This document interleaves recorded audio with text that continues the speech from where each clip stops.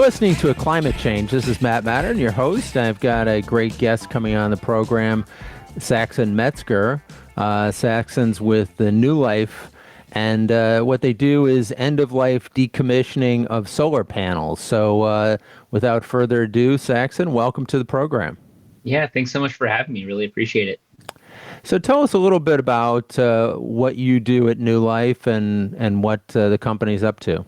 Yeah, definitely. So I'm the solar project development manager for NuLife Power Services. And what we do is handle the end of life for solar projects. So there's quite a few people who have been installing for quite some time. There's definitely a lot of folks who are handling some of the service issues that comes with it. Like any technology, you got to maintain it to make sure it works as well as it's supposed to when you put it in the first place.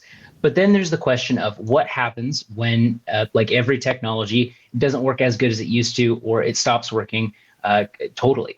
And so what we do is the actual labor side, and we have the kind of intellectual understanding of what is possible with each element of the solar system. So, a solar system has quite a few different components, and each of them has a very particular thing that you can do with it at different stages with different brands and different products. And so because the market is just so expansive with so many options and so many opportunities, it hasn't been something that people have really specialized in and really focused on. It's so much easier. Not that it's simple in any way, shape, or form, not to slander our other solar folks here in the field. We love and respect them, but it's pretty hard to just figure out what to do. And a lot of times what we're doing is cutting edge. We're handling some of the first time these kind of brands, these kind of systems in this particular jurisdiction have ever really had that consideration of it's not working so great anymore. Now what do we do with it? Well, that's great that you guys are doing it, because obviously we're rolling out tons of new solar projects, and as you said, they're not going to last forever. So how do we deal with that potential waste or turn it into something that's useful? Or I guess option 3 is, how do we keep it going so we don't have to decommission it? Are you involved at all in kind of keeping it running a bit longer so it doesn't have to be scrapped? Definitely. And I think that's one of the things that I'm really the most excited about that we get to do as a company is show up on sites and give people the good, the bad, and the ugly. We get to say, here's all the options that you have that is possible, because it's really sensitive equipment. And so a solar system really has a few main critical components. You have the solar panels, obviously. You have the racking that it sits on. There's some element of attachments and ballast and things like that to keep it attached to the roof or held down. And then you have the inverters, which is the kind of more sensitive electronic components that make sure that the electricity being generated by those panels is usable. And then you have a whole bunch of wire, conduit, and other electrical components as well. And so each one of those has its own special consideration. And when we show up to a site, most of the time, the panels themselves have been really designed to be in the elements. They're designed to have really withstood the test of time. And so some of the other more sensitive components, especially things that require a little bit more sensitivity to how they were installed, might not be functioning in line with the lifespan of those panels.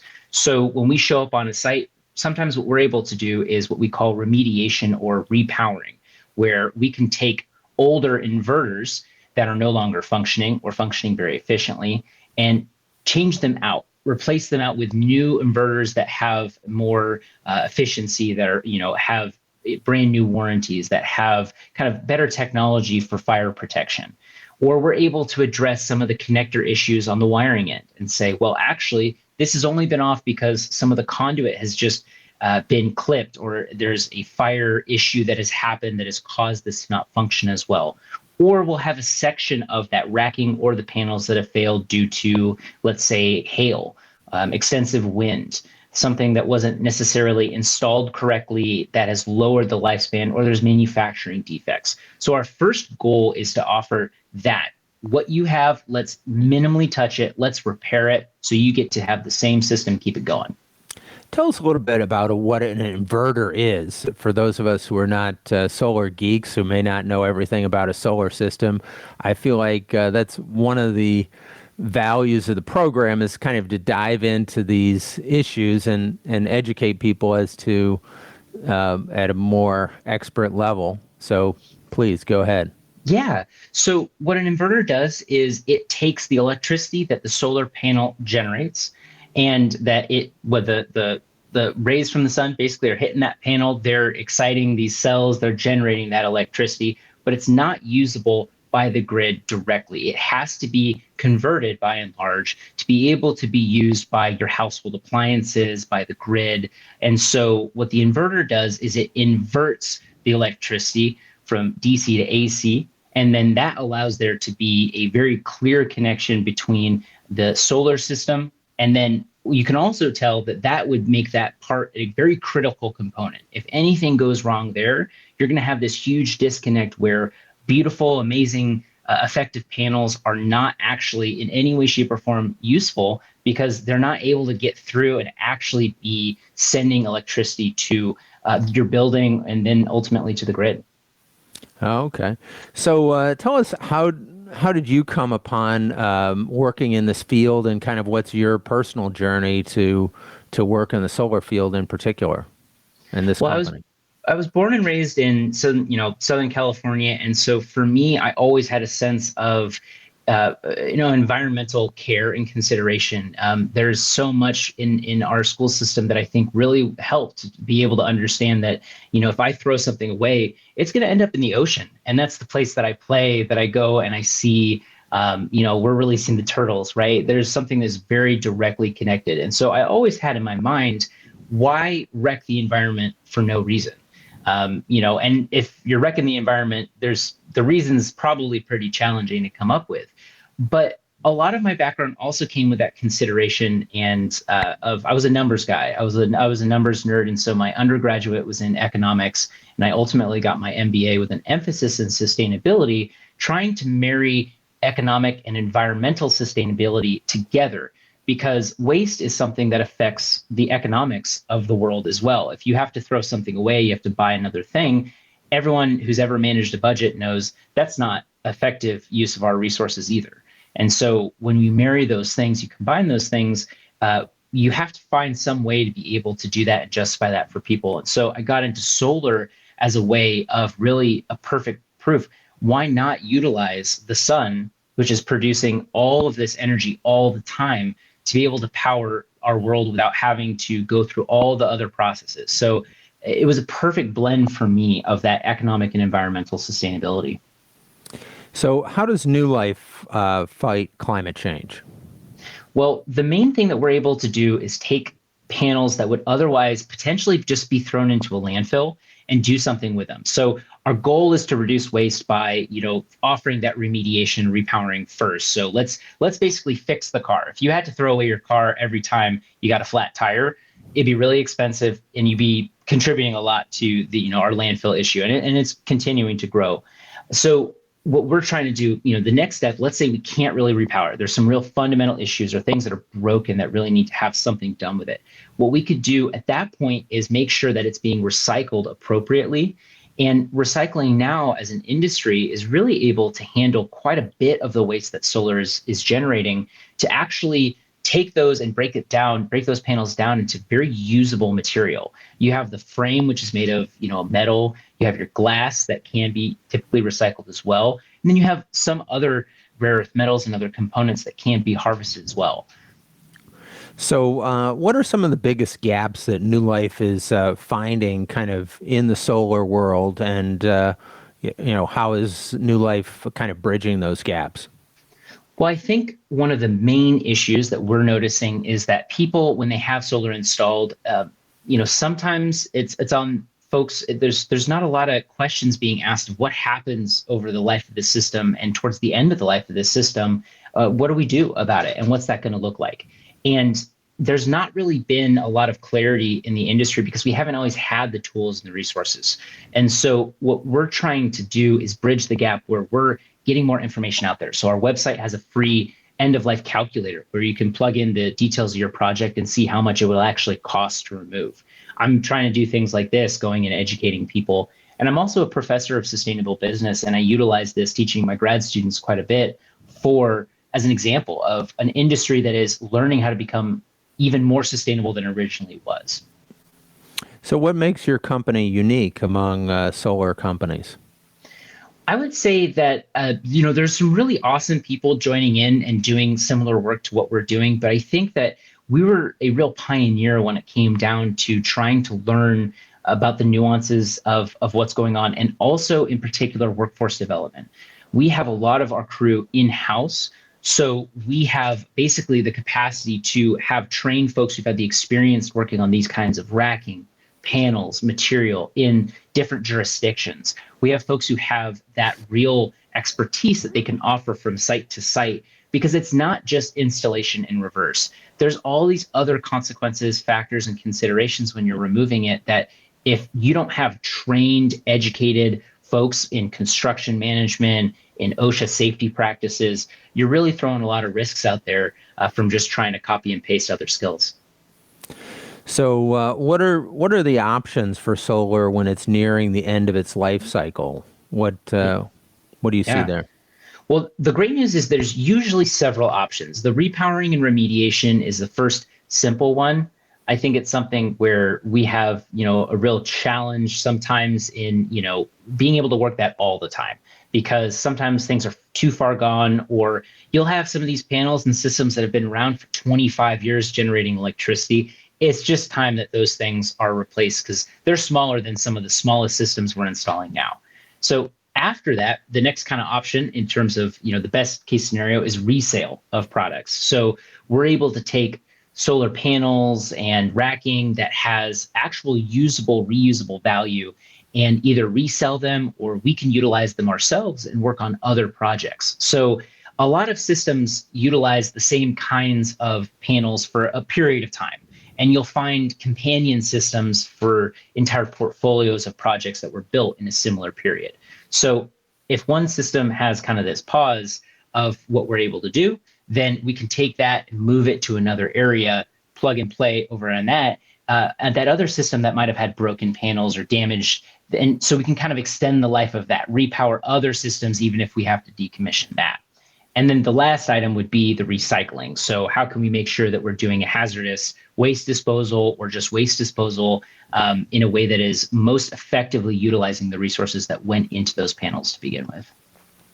You're listening to A Climate Change. This is Matt Matern, and I've got Saxon Metzger, who's works at NuLife, and we'll be back in just 1 minute to talk to Saxon about, this process of decommissioning solar and also extending its useful life. So stay tuned. We can change the world if we do it together.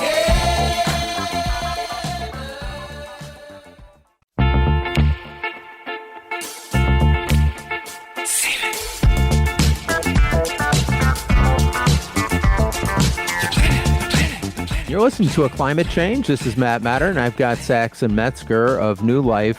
And Saxon, tell us about what your role is exactly with NuLife, and how long have you been with the company? Yeah, so I've been with NuLife for about a year now, and what I do is kind of a split between directing our operations and managing the project development side of things. So my official title is Solar Project Development Manager.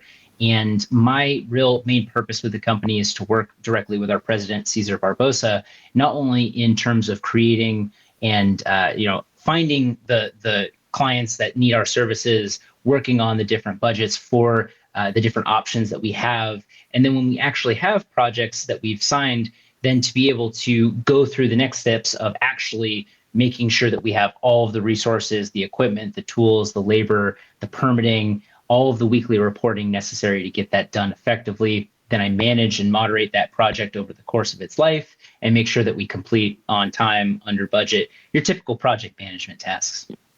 Okay. And in terms of your background before this, where had you worked and what kinds of things had you done? Yeah, so I had started off as when I was younger, I worked on doing my own kind of technical consulting. I did quite a bit of outreach to small businesses and folks, teaching people how to use the technology that they had at their disposal. And so that was something that was really important to me, was learning how to teach, learning how to help people with cutting edge solutions to, cutting edge problems. Because for every new solution we have, it seems like we have more problems in the world as well that come with them. And so I started really translating that into some work I did as the head of a sustainability commission, the vice chair for the city of Carbondale in Southern Illinois, where we put together a sustainability plan utilizing pretty expansive scopes of baseline emissions as well as recommendations for the city. And I got really involved and excited in the permitting aspect of solar and substation development in the region as well with Ameren, which was a local utility. And so through that, I got very involved in a solar group buy effort in the Midwest. Group buys are kind of a way that areas that don't have a lot of solar can combine nonprofit and for-profit education and outreach. And so the educational part of it is helping people understand the basics of renewable energy and ways to get involved in their area because they don't have the benefit of seeing systems in their area, maybe, that aren't as common. So California has had solar for so long, you can talk to 17 different neighbors in your block, and all of them will give you maybe the good, the bad, and the ugly, but it'll all be helpful and educational. That wasn't always available in the Midwest. And so kind of continuing that educational background for me was really important. Then I got into project development with a local project development agency that did solar on the residential and commercial basis, straight up solar. They did a fantastic job in the Midwest area in Illinois and Missouri, really ethical. They were a B corporation and really focused on kind of doing solar the right way. And then from there, I got involved not only with NuLife, but also teaching. I teach classes at my alma mater, Wilmington University, in sustainable business at the graduate level. That's cool. I think giving back to the next generation of leaders is a great way to have any career path. Yeah, it's funny, as you were talking, I was just thinking about my grandmother used to sell kind of power in central Illinois. I think it was Illinois Power was either the company she worked for or the competition, one of the two. And now I'm kind of chuckling to myself inside about a little old lady in her 70s running around central Illinois selling power. And if she lived a little bit longer, she would have been selling solar power, I guess. But definitely, she just so we've come a long way since that was in the early 70s when solar, just was beginning. There were certainly solar systems out there. Jimmy Carter put solar on the roof of the White House, which then Reagan took off the White House as soon as he came into power. Bit of a mistake on behalf of the country that we would have been well served to have continued to go in that direction. Tell us a little bit about where we're at now and in our solar journey. I know that people are installing a lot of solar, but we're having some problems in the supply chain of getting enough solar for these massive installations that are going up. Are you seeing some of that out there? Well, I think that really the main shortage right now that we're seeing is certainly on the electrical components for how to get the solar system connected to your roof, what they call the AC components. So your panel boards, the big giant things that have the breakers and all that go into commercial installations. You're seeing huge lead times of really killing projects, really making it really hard for folks to kind of pencil out keeping their staff on, and how do you manage to demobilize and remobilize a project. You'll have the panels and the racking and all that stuff, and we're seeing a ton of that shipped in terms of move domestically to the United States. And I think that has been a progress that we've really been making since the passage of the IRA, but even before that was kind of a move. I think through COVID as well, there were just so many supply shocks from international production that I think domestic production is really shifting to become more commonplace. But we're really seeing that I see as a major issue is workforce development is something that our industry has just not been able to keep up with. We are just lacking so many of these skilled trades folks that really get to have stable careers. We've had a lot of people go to college. That's been really helpful in a lot of ways to have a educated workforce, but at the same time, we haven't done some of the same investment in the trades to really until recently. And we need hundreds of thousands of more electricians to be able to build, install, maintain, repair these kind of projects that we're building right now. And so that's one of the things that NuLife is really actively trying to do, is develop an in-house workforce that has your OSHA 10 and OSHA 30s. It has your ISO training for managing your systems and managing environmental relationships, having the heavy training for forklifts and reaches, and putting people through and connecting people with trade schools to get their own licenses, to be able to really be professionals who can then go on and manage crews. We have an in-house kind of strategy of not just the actual technical skills, but also leadership training. So we put people through kind of the steps of sending through, reading the books, right? Reading the kind of programs, attending the conferences, to take folks who might have been working on, in warehouses and, in agriculture, really in the Central California area, and giving them an opportunity to make significantly more money in really skilled trades. And I think that that is a model that we need to be seeing a lot more of as an industry. Is a lot of people can sit behind a computer, and if we have too many folks sitting behind the computer and selling solar, at some point we need to find out who's going to be building those projects after a year. Well, I guess that, goes to the question of immigration levels, and that maybe we need to increase our levels of immigration to fill these positions if Americans are not stepping up and taking these jobs, because our economy is going to suffer to the extent that we don't have these hundreds of thousands of new electricians. And if young people are not willing to go into these areas, though I do think we should make a better effort to encouraging our citizens and people who live here to do these jobs. What do you think could be done to increase that level of people engaging in these trades? Well, I think that what we need to see as an industry, there's a couple of things as an industry we need to do, just in terms of creating better incentives. People have to make money to be able to survive and feed their families, and people need benefits. People need healthcare. People need educational benefits. And so some of that stuff is available in more white collar professions. But when you look at the trades, you need those same incentives, if not more, for people to feel justified getting up on a roof. It's dangerous work. It's a lot more dangerous than, other aspects of this kind of, industry at times. And we really need those kind of incentives from the industry. And then on the same time, from our government, I think that further efforts to really incentivize and lower costs of tuition and ease of access for not only, international immigration, but also work permits in terms of, educational attainment, ability to access trade schools, things like that. Well, you're listening to A Climate Change. I've got Saxon Metzger of NuLife, and we're talking about how we can roll out more solar, and we need more workers. So stay tuned. We'll be right back in just 1 minute. We can change the world if we do it together.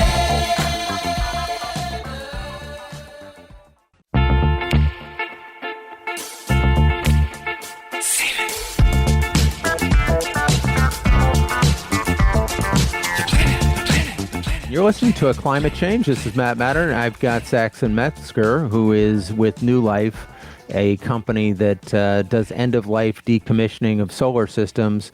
Tell us a little bit, Saxon, about supply chain issues and how recycling these panels can make a difference and reduce supply chain bottlenecks. Definitely. Well, one of the main kind of things that we're dealing with as an industry is we have to mine a lot, and we have to manufacture a lot to be able to get our panels made. And even though the footprint, the carbon footprint of the solar industry is infinitesimal comparative to many other forms of energy production, and the decommissioning aspect, even if we were tossed every single solar panel in a landfill for the next 30 years, it basically compares to about 2 months or so of the landfill usage from coal ash. So even though the solar industry is significantly more green, we do have to face the fact that strip mining for rare earth metals is, in particular in areas without much environmental regulation or in indigenous reservations here in the United States, has caused massive issues. And so between battery production, solar production, that's something we're grappling with. And while we maintain that ethical relationship and improve those things, improve the way that we mine, improve where we mine, and help that process, one of the things that's a no-brainer is 98% or so of a solar panel is recyclable for most brands and most types of panels. If you can take that, a lot of our research has been showing that about 40% of our ongoing domestic needs for solar panels could be met solely through the use of recycled material from decommissioned solar panels. So taking our old legacy systems, putting them back to use in new, basically panels that are even more efficient than when they were taken off, to me is a no-brainer. It's the example of why economics is kind of this perfect formula for understanding environmental issues, even because, why not take a broken down car, put it into 3 new cars and have them running better than they were in the first one? Why are we not, or are we using these recycled panels to meet 40% of our needs? If it could be done, where are we at on the 40% curve? Are we at 2% or are we at 39%? We're low. We're definitely low. And one of the reasons why is the technology to separate panels has been relatively in its infancy and hasn't really kicked off. A lot of people who are recycling panels were actually more storing panels and developing the technology. These are huge machines that require several different types. You could either slash them up into little wafers and process each individually. Some will actually take a solar panel that's like this and cut it horizontally and kind of take off the top sheet or the glass and then handle it from there, take off the frame. But a lot of that is in its infancy because most folks have not been worrying about decommissioning. We talked about the solar industry is really in its I would say at this point, more adolescence or maybe teenage years. You're starting to see the fits and the spurts, right, with some folks kind of going through the financial issues and other things as an industry, because we don't have the luxury of 200 and 300 years. The coal industry in Kentucky has been around for the mid 1700s, prior to the birth of the United States. So that's an industry that is incredibly well established, that for better or worse has developed a supply chain and its understanding of the market very significantly. And so solar as an industry now is, if these panels were 25 years down the road being totally functional, because they were really great technology, that means that you didn't have the scale and the volume to really justify private enterprises making money investing on it. So with both government intervention, now we're seeing some grants that are being put forward. We're actually a part of a few of them at NuLife. I've worked on some of them privately as well to try and help kind of our understanding of the industry and what we could do to promote circularity. We're also seeing that the recyclers are getting in on it. These main names that are really the industry leaders for recycling your refrigerators, your mattresses. I mean, really all of it. All of that kind of, those major recyclers are now starting to get in on it. The technology now exists where we're able to actually get those panels recycled. And now the question is, now that we understand how to take them apart into their component resources, we're starting to also now figure out how can you economically, with scale, and really in a way that is cost competitive to newer panels, how can you take that material and then reuse it in a way that is still, from an engineering standpoint, safe? Because you don't want to reuse material in electrical production, massive commercial electrical production at that, in a way that isn't safe. So there's been limitations, and the industry hasn't reached that scale where we have 5,000 panels at everyone's door and we're wondering what to do. Well, the next question is related to circularity and something that you raised, which I think should be a big focus of our government as well as us as individuals, is promoting circularity in our economy. Has the IRA or other governmental acts that you're aware of promoted circularity and to promote and actually incentivize recycling of goods so that we don't have to make as much and therefore not waste as much and put things into landfills and dump them and the like? Absolutely. I would say that the IRA has been one of the most effective And I think will go down in history as one of the more impactful pieces of legislation passed in U.S. history. And I think that that is something that, to me, I feel very confident about with the level of research and education I've done, at least specifically with its impact to our relationship to climate change, the environment, and the solar industry as a whole. It has led to a massive investment in domestic supply chains, production, research, and you're seeing real leadership, I think, from the United States that we haven't really had in a long time when it comes down to some of these trades. I think that you have this real capacity for major financial interests to be involved. You have this capacity for recyclers to feel confident that there's this ongoing investment. I think solar has been one of those things where is it going to stay? Is it going to go? Has always kind of been in the back of people's minds. The layperson doesn't necessarily always understand the nuances. And even though the economics have been clear about where the industry is going and the fact that it's sticking around and this is the future, you really needed to see, I think, that backing from not just the financial aspect of it, which is important, but also the focus on improving our relationship to research technology. We have some of the most incredible world-class institutions. Columbia University is one of them that we're working with on potential grants right now that really have this significant focus now on helping the solar industry become even more sustainable than it originally was expected to be. Well, in particular, circularity, and is there any legislation that promotes circularity, meaning recycling of products, recycling of solar? Is there any legislation or non-governmental actions that are being taken that are promoting circularity? On a state level, we're seeing quite a few. We're involved with the California Solar and Storage Association, which is very much involved in putting together recommendations for the state of California to change its relationship and guidance on how to sustainably and safely recycle solar panels. So that, I think, is becoming more of a standard where state by state, you're also seeing more passage of decommissioning bonds. So that is the financial commitment at the beginning of a project that is paid out by the individuals responsible for the project, who then are also financially committed to the decommissioning and the removal of that system to return it to its original state. And so by those decommissioning bonds being in place and the regulations accordingly, and the recycling rules put in place and accordingly, what you're going to have is less of that, oh no, what do we do now, kind of surprise moment that happens at the end that is not budgeted for, people don't have the clarity on.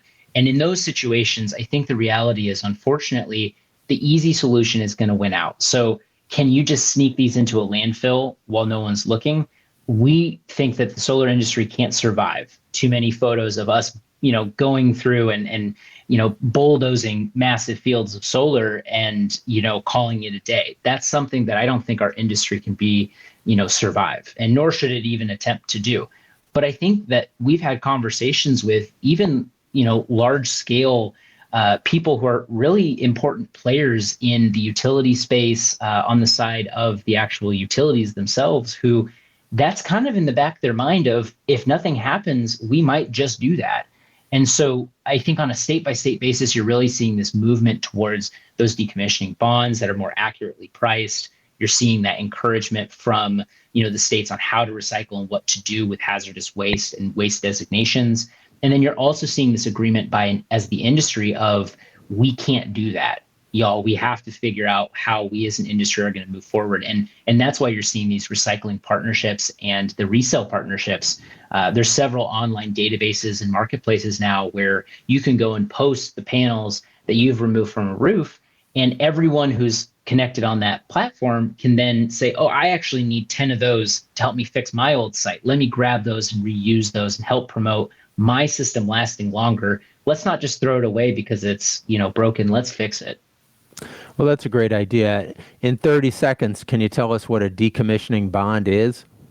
It is the financial allocation to ensure that at the end of a project, you're able to return it to the original state, the land or the building. And that involves removing it, handling it, reseeding it, regrassing it, for instance. and but you pay for it up front. Oh, okay. Well, you're listening to a climate change. This is Matt Matern, and I've got Saxon Metzger of NuLife on the program, and we're talking about solar and end of life and extending it, as well as taking care of it in a environmentally safe and sustainable way. Stay tuned. We'll be right back. We can change the world if we do it together.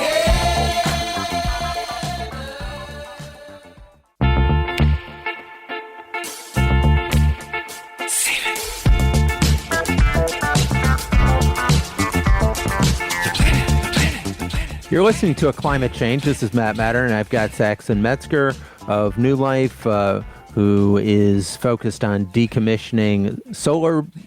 And Saxon, I want to talk to you about what is driving the end of life decisions and costs related to solar projects, and what does that look like? And it kind of relates to your last answer about the decommissioning bonds.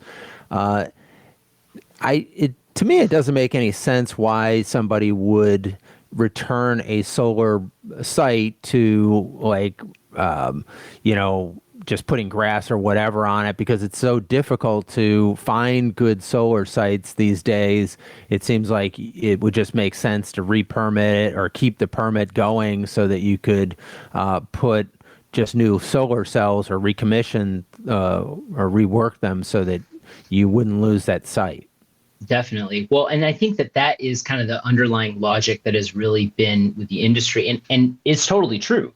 If you have a perfect area, whether it's a building or, a large field, it always makes sense for the most part, why wouldn't you just put more solar there in the first place? Because you're just going to be putting a more technologically advanced, you're talking about panels that are 4, 5, 6 times as productive as they were 15 years ago, 20 years ago. So why not just do it again?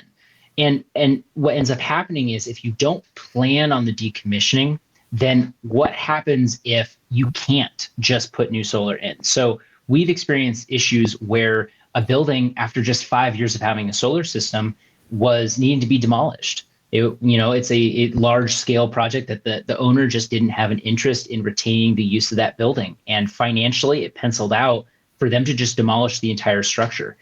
If they didn't have a decommissioning bond, it wouldn't have the capacity to pay for the removal of those components and those systems. And then at the same, kind of time, if you are able to re-permit it and it does make sense, the decommissioning bond just provides the investment for the renewed kind of, you buy out functionally that value there and can be applied to the next, solar project or solar asset. Because you're right, if you can even keep some of the existing infrastructure, like the connection that happens, or maybe some of the same wiring or transmission lines, there's no reason to do anything else. But part of the major costs that you're seeing, on the flip side of it is really labor, for this. And a lot of folks sometimes think, as soon as the solar is not working like super, super great, I'll just, basically sell it all and I'll make my money back. And I think that if you've ever heard that from someone selling solar, it's just not true. It's not something that we can rely on. I think that, it takes a long time to be able to gather the components off of a roof. You have to palletize them. You have to strap them for transportation. Transportation costs are huge. You also have all of the equipment needed to get it off the roof in terms of rentals, typically bathrooms for a construction facility. You have to apply for permits. You have to apply for, all the different kinds of things. You have to shut down the system. That might affect the operation of the building and therefore the value of that space during that time frame. So there's a lot of things that go into that to make it where you're not just able to rip stuff out and throw it and call it a day. So tell us, pivoting a little bit, who were your heroes in the environmental movement? Who would go up on your Mount Rushmore of environmental activists? In my, and it's so cheesy for me to say it, but I would say that my fiance is absolutely my driving force, my hero when it comes down to my relationship with this. And I think it's always such a cheesy answer, but she's someone that really instilled in me the ethical, real impact of my actions in the world and in my professional life. And, when I think about a future, when I think about how I want the world to look, sometimes I can get really focused on the work and the grind and all those things. And what keeps me, I think, especially motivated on a day-to-day basis is the understanding that I am creating a world for her, for my family, for the people that I really care about, and by proxy, the connection that I think I have with, just people in general. Causing suffering in the world, I think, is something that is so, it seems so cheesy, but so unnecessary. And sustainability for me is helping preserve, how do we keep what we have here? And I think there's a lot of leaders. I'm a member of the Osage Nation out in, forcibly relocated to Oklahoma. And so a lot of the history of the oil industry has been very challenging and very damaging. And there's a lot of folks on the Osage Reservation that have been really critical, I think, to kind of shaping my understanding of how our relationship to the planet going to be. Is our actions going to be ethical? It's 7 generations from now, 8 generations from now.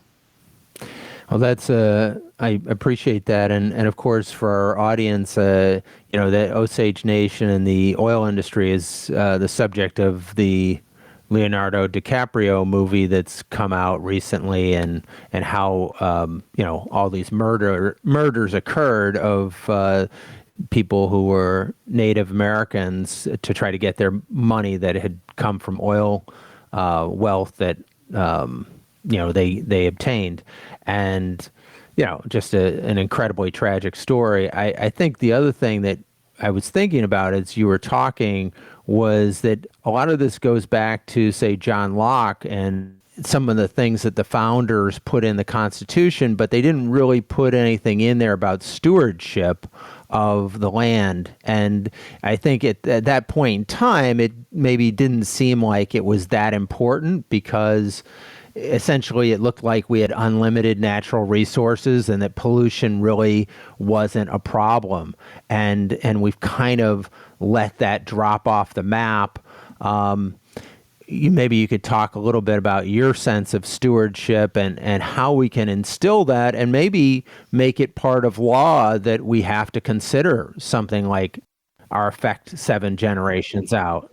Yeah, I don't think that we have a right to hurt other people. And I think that sustainability has always been understood like the environment is somehow this other thing that doesn't have a consequence. And by and large, it's because the consequences from our environmental degradation and a lack of sustainability has affected people who have the least voice and who have been the least able to speak up and the most disregarded in our society.